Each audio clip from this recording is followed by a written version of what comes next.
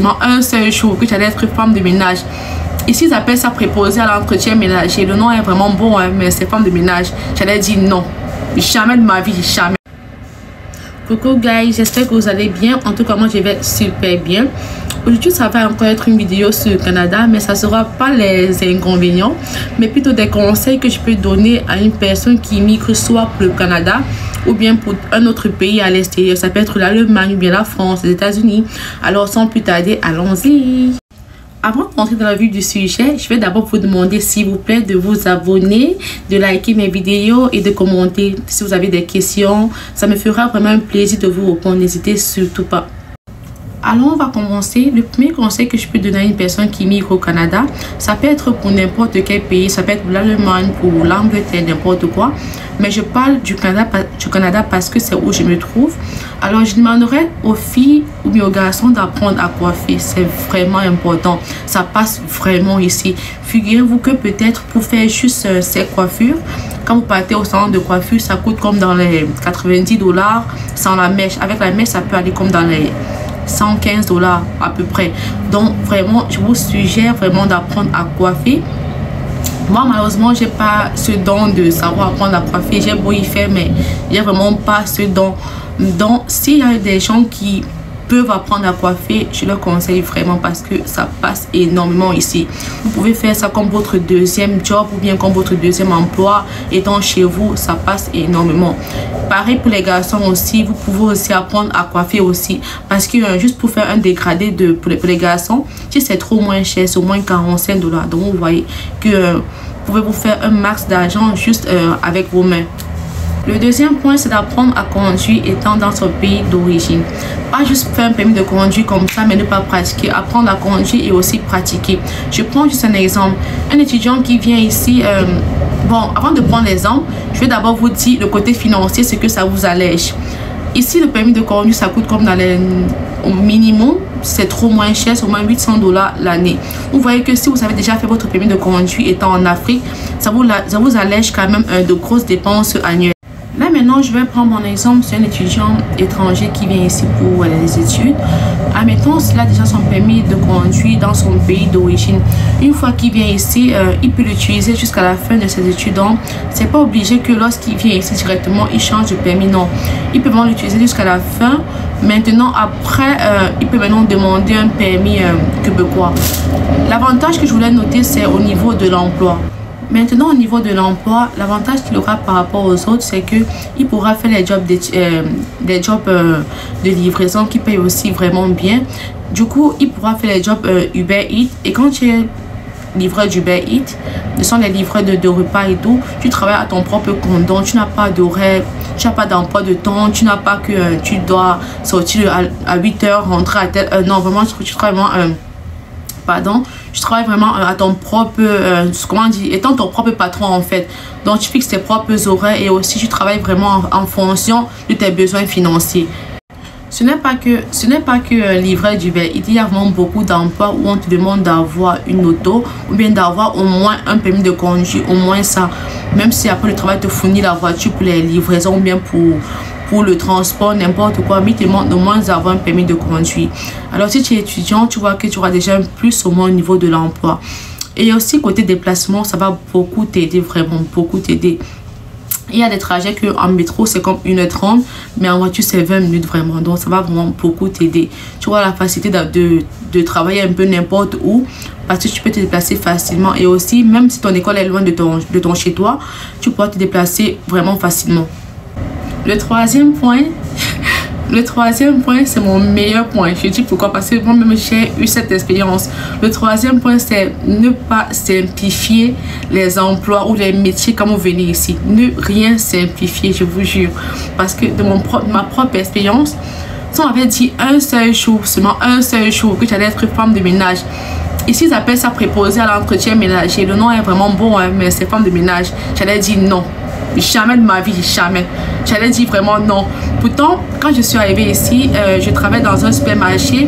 J'étais caissière, j'étais payée comme 13 $ de l'heure. Du coup, j'ai une collègue qui était aussi jeune comme moi. Elle a donc quitté le travail de caissière. Elle m'a dit que comme ça, elle a trouvé un autre emploi, que ça paye vraiment super bien. Moi, qui qui aime l'argent. Moi, j'aime tout ce qui paye bien.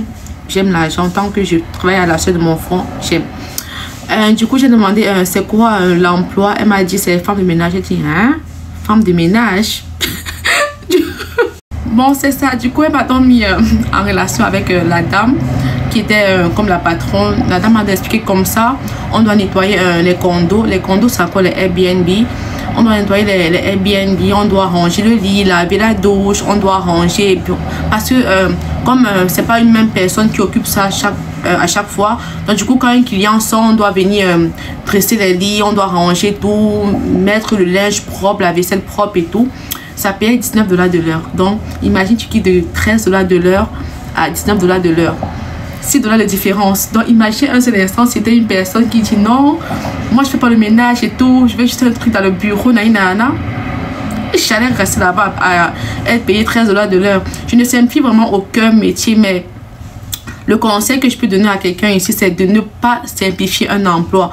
Même si tu as quel diplôme, quand tu viens d'arriver dans un pays, quand on te propose un truc et que tu sais que pardon, ça peut au moins payer ton loyer ou bien subvenir à tes besoins, prends-le d'abord, même si on te demande de fouiller les rigoles. Tant que ça ne nuit pas à ta santé et à ta santé, vraiment, fais-le tant que tu peux le faire.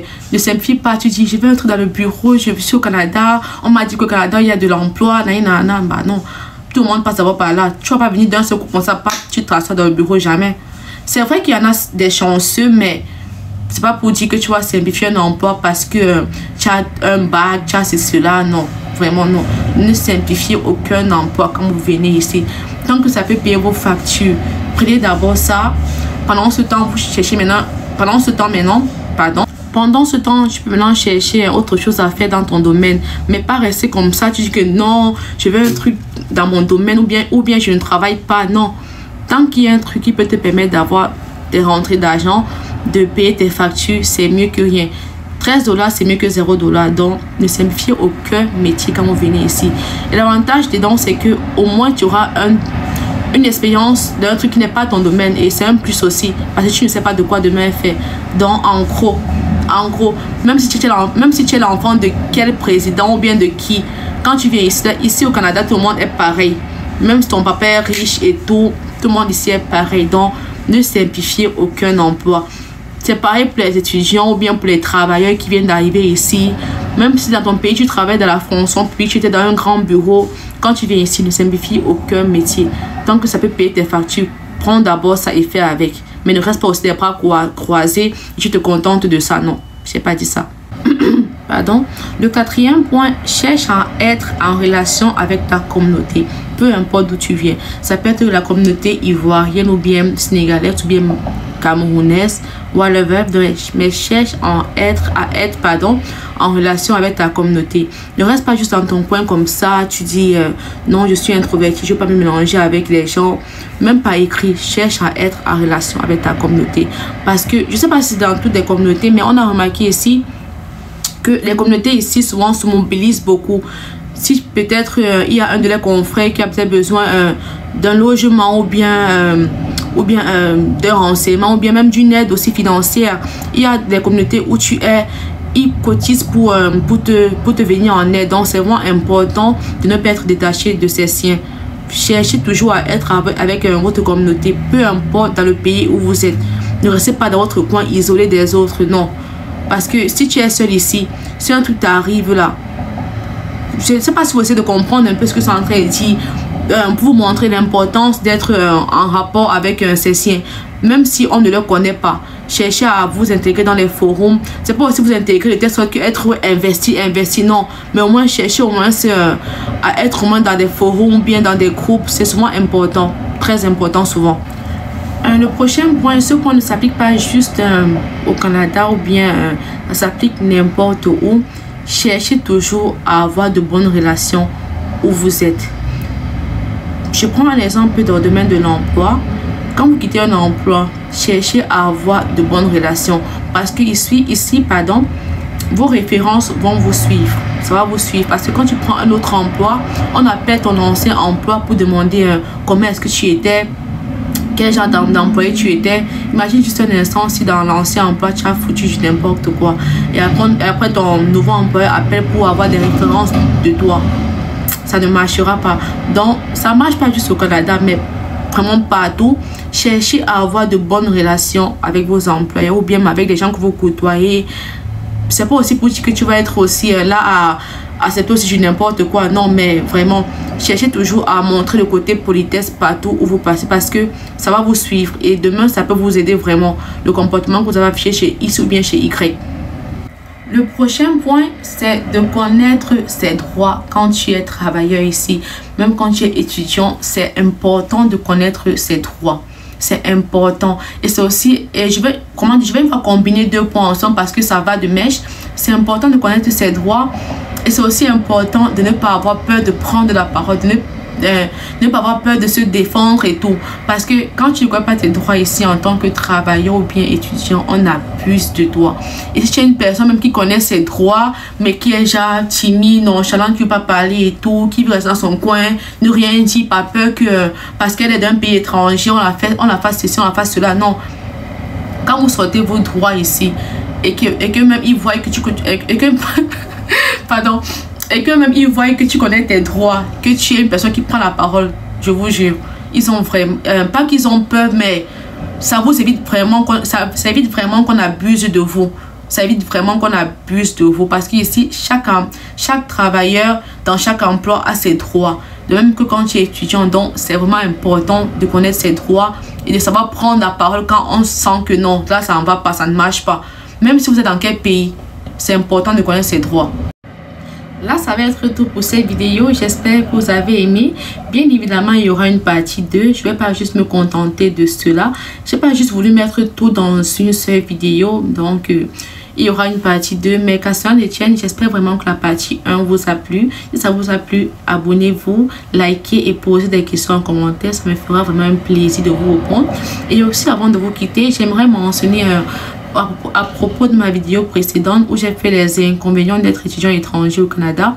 Bien évidemment, il y a des avantages. Comme je vous ai dit sur mon ancienne vidéo, les inconvénients sont vraiment minimes, mais il y a beaucoup d'avantages. Alors, je travaille sur ces avantages pour vous partager ça très prochainement. Alors, sans plus tarder, je vais vous laisser à la prochaine.